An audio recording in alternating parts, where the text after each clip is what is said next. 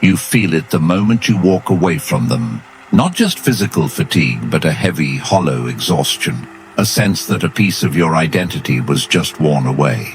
Society tells you this is normal. They say you are simply an introvert who needs to recharge your social battery before returning to the crowd. They are mistaken. Socializing is not just draining your energy. It is actively reshaping your cognitive architecture. Every forced interaction is a subtle, socially acceptable act of self-neglect. There is a hidden psychological mechanism happening in your brain every time you laugh at a joke you don't find funny. And once you see what it is actually doing to your mind, you will never look at a crowded room the same way again.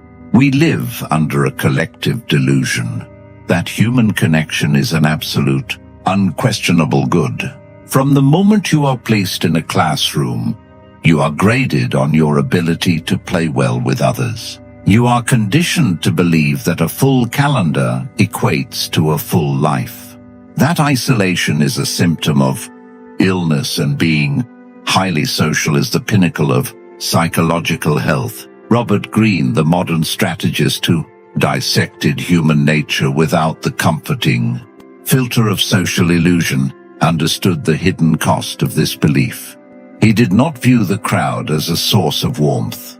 He viewed it as a psychological battlefield.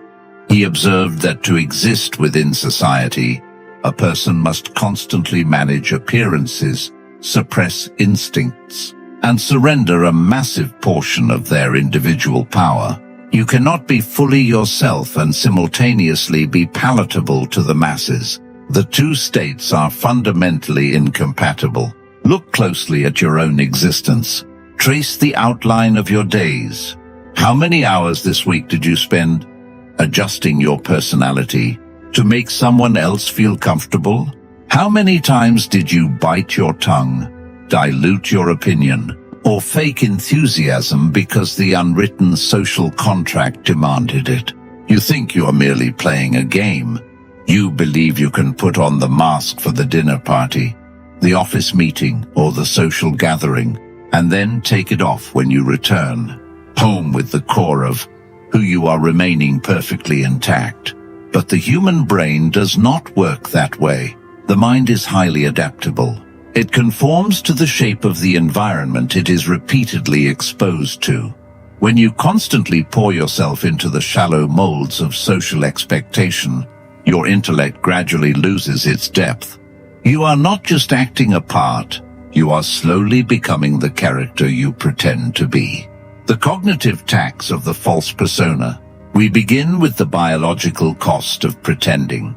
It is the most exhausting labor you perform, yet you are never paid for it. Every time you enter a social dynamic, your brain initiates a highly complex, resource-heavy process. You must read the room. You must analyze the micro-expressions of the people around you. You must anticipate their emotional needs, filter your own authentic thoughts, and formulate a response that aligns with the established hierarchy of the group. In psychology, this is known as self-monitoring. In reality, it is a cognitive tax, and the rate is enormous.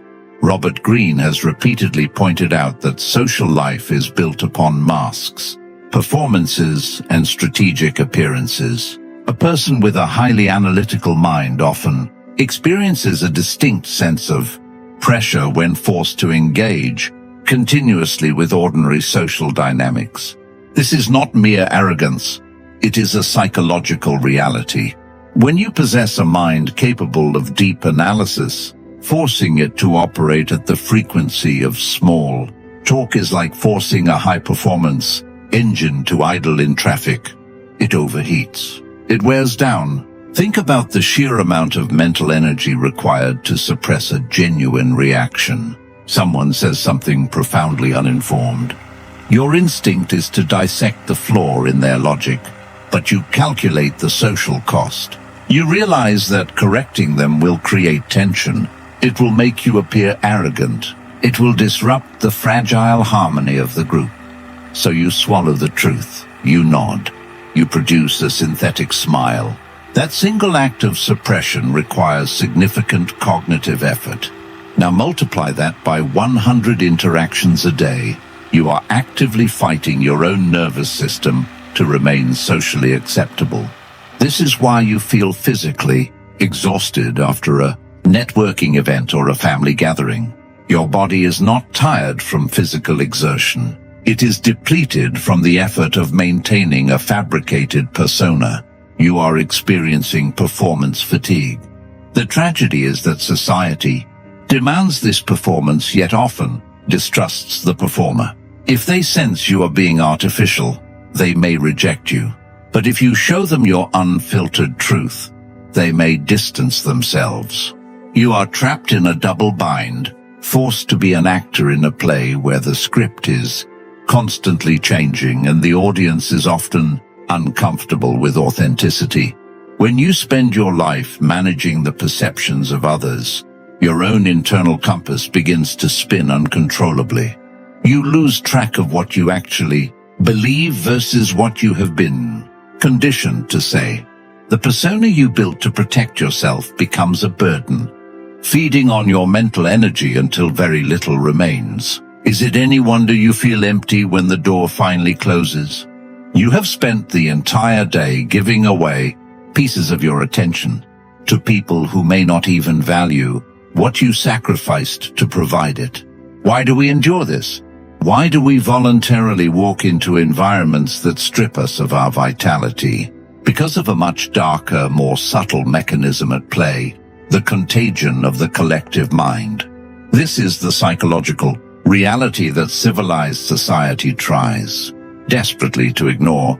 Poor thinking is contagious, and mediocrity is highly transmissible. Robert Greene expresses this principle through a different lens. He warns repeatedly about the immense power of social influence, emotional contagion, and the hidden pressure exerted by groups. To match the others, a person often has to reduce parts of himself. When you enter a group, a psychological leveling occurs. A group of humans does not operate at the intellectual capacity of its smartest member. It operates at the emotional frequency of its lowest common denominator. This is a survival mechanism encoded in our biology. To maintain group cohesion, outliers are often pulled toward the center. If you bring a complex, nuanced thought into a crowded room, it will often be dismissed. Not because it is wrong, but because it requires too much energy for the collective to process. The crowd dislikes complexity. It prefers simple narratives, recognizable emotional reactions, and predictable scripts. When you socialize extensively, your mirror neurons, the biological hardware designed to help you empathize and adapt, encourage you to synchronize with this lower frequency. You begin to adopt the anxieties of your peers. You start caring about the trivial dramas that consume their days. You find yourself emotionally invested in manufactured controversies they discuss. You are absorbing their mental state. You are being influenced by their lack of depth. Consider the modern equivalent of the courtier. In today's world, ambitious professionals, influencers, executives, and public figures often surround themselves with social circles where appearance matters more than substance. Many are highly intelligent individuals, yet their entire existence becomes reduced to managing perceptions, reading social signals, protecting status, and navigating invisible hierarchies. They spend their days interpreting whispers, calculating reactions, and engaging in intellectual self-censorship to avoid standing out too much. Over time, their brilliant minds lose sharpness. They become exactly what they pretended to be, hollow, anxious echoes of influence. You are acting as a courtier to the modern crowd. Every time you engage in a shallow conversation just to pass the time, you are gradually weakening valuable mental habits. You are training your brain to focus on the trivial. You are teaching your mind that depth is unnecessary. This is the true danger of over-socializing. It is not just that people waste your time, It is that they alter your baseline of reality. They pull you into a shared illusion where the mundane is treated as profound and the profound is treated as awkward. If you spend enough time around people who do not read, who do not think critically, and who exist entirely on the surface of life, you will slowly begin to doubt your own intellect. You will start to wonder if your desire for deep meaning is actually a flaw. You will shrink your vocabulary. You will dull your edge. You will cut away the best parts of your mind so that the pieces fit neatly into the puzzle of the group. And the most unsettling part, you will do it willingly, because the biological urge to belong is often stronger than the intellectual desire to be free. How long can you hold your breath underwater before your lungs force you to inhale? How long can you exist in a shallow culture before you start absorbing its mediocrity? The atrophy of autonomy. We have established that the crowd drains your energy and lowers your intellectual standards. But it also takes something far more critical, your ability to direct your own life. Autonomy is one of the highest expressions of human power. It is the capacity to sit quietly, formulate a desire, and execute a plan without requiring external validation. It is the sovereignty of the individual will. Socializing, particularly in its modern hyper-connected form, is a powerful enemy of autonomy. Think about the constant barrage of digital and physical social demands. Your phone buzzes, a friend wants to vent, a colleague requests an unnecessary meeting, an acquaintance invites you to an event you have no desire to attend. Every single one of these interactions is an anchor hooked into your attention, pulling you away from your own internal North Star. When your mind is constantly subjected to the input of others, you lose the capacity for sustained original thought. You become a reactionary machine. You wake up, and immediately your brain is occupied by the opinions, demands, and crises of the collective. You spend your day responding to their stimuli. You are playing defense in a game you never chose to enter. Cal Newport touches on this in his analysis of the modern attention economy, but the psychological implications go much deeper than simply losing productivity. When you outsource your attention to the social sphere, you lose your internal monologue. Have you noticed how uncomfortable people are when they are cut off from communication? Put an average person in a room alone for an hour with no phone, no internet, and no one to talk to. They will begin to feel uneasy.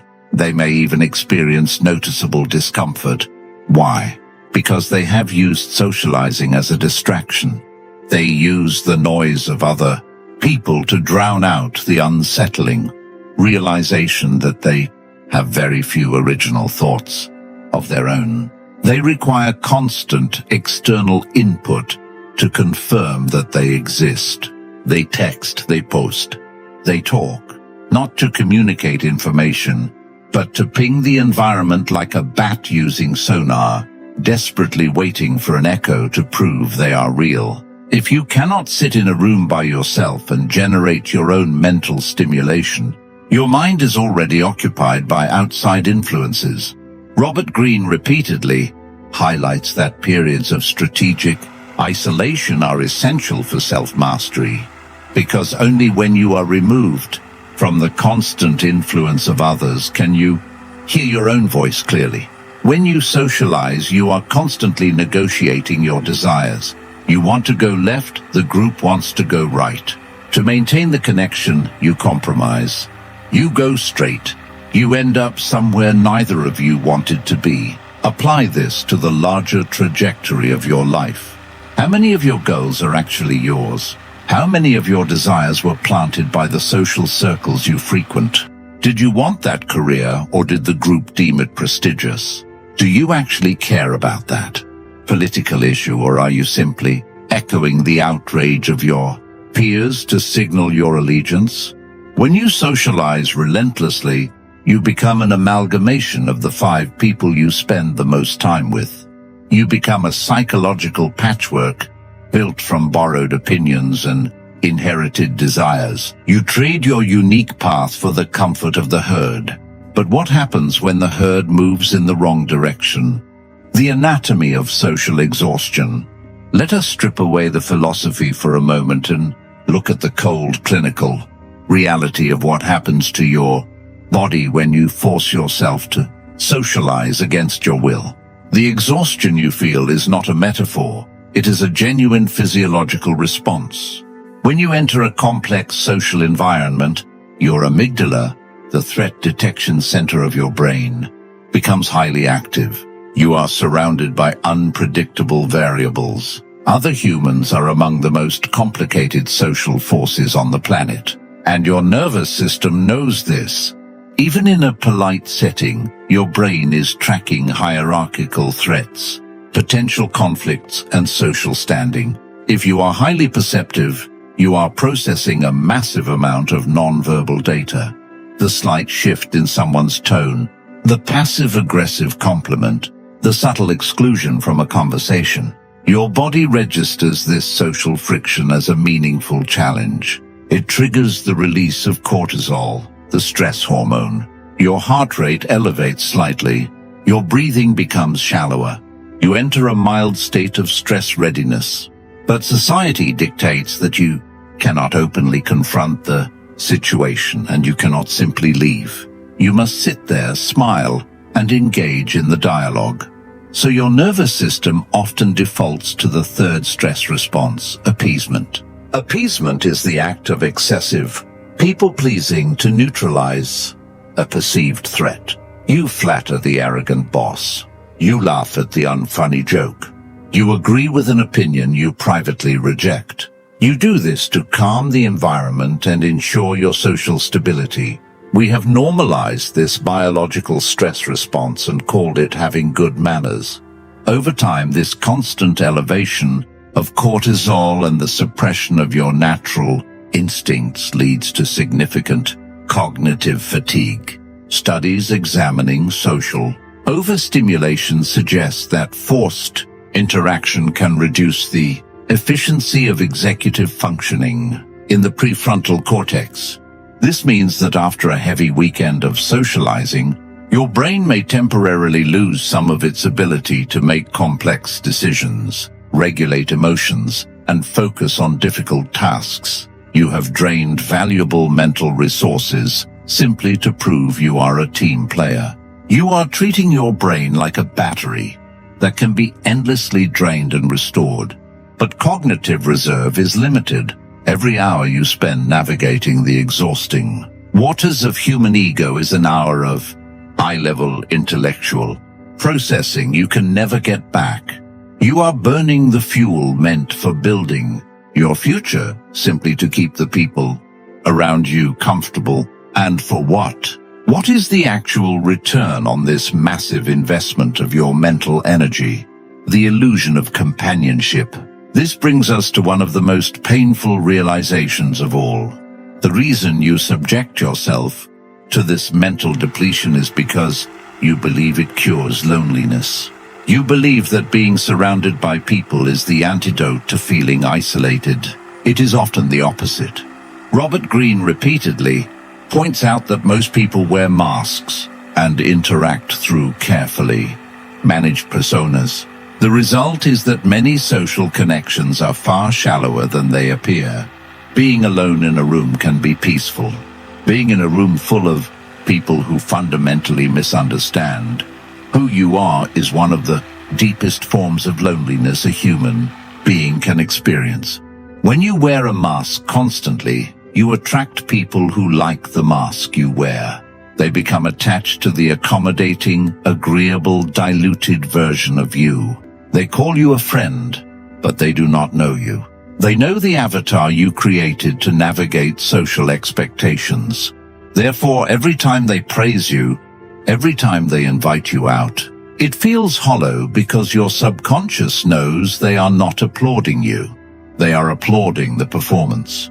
This creates a troubling psychological trap. You cannot drop the mask because if you do, they may leave. But as long as you wear the mask, you feel completely unseen. You become a prisoner in a cage of your own design, surrounded by people who call themselves your friends. This is the illusion of companionship. It is a transaction where you trade your authenticity for the mere presence of warm bodies.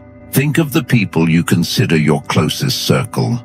If you were to speak your absolute unfiltered truth today, if you revealed your deepest ambitions, your true opinions on their choices, your actual perspective on the world, how many of them would still be standing beside you tomorrow? If the answer is none, you do not have friendships built on understanding. You have relationships built on performance, and you are trapped inside that performance alongside them. The great minds, the strategists, the outliers, they do not fear isolation. They embrace it. They understand that to be exceptional, you must be willing to be misunderstood by the ordinary. They do not seek companions, they seek equals. And if equals cannot be found, they prefer the quiet dignity of their own company to the exhausting theater of the crowd. Are you beginning to see the architecture of the trap? The more you socialize, the more you dilute your intellect. The more you dilute your intellect, the more you require the crowd to validate your existence. It is a downward spiral designed to keep you trapped in the center of the bell curve, passive, exhausted, and easily influenced. The strategic use of distance. To stop this cycle, you must radically shift your relationship with society. You must transition from being a passive participant to a deliberate curator of your own environment. This does not mean retreating to a cabin in the woods and never speaking to another human being. That is the reaction of someone overwhelmed, not a strategist. The Robert Greene application of this philosophy is the strategic use of distance. You must view your mental energy as one of your most valuable resources. You do not give it away freely. You do not let people consume it simply because they are bored and want attention. You create strong boundaries. When you limit your availability, an interesting psychological phenomenon occurs. The law of scarcity takes effect. People begin to value your presence precisely because they cannot easily obtain it. When you are rarely seen, you are treated like a luxury.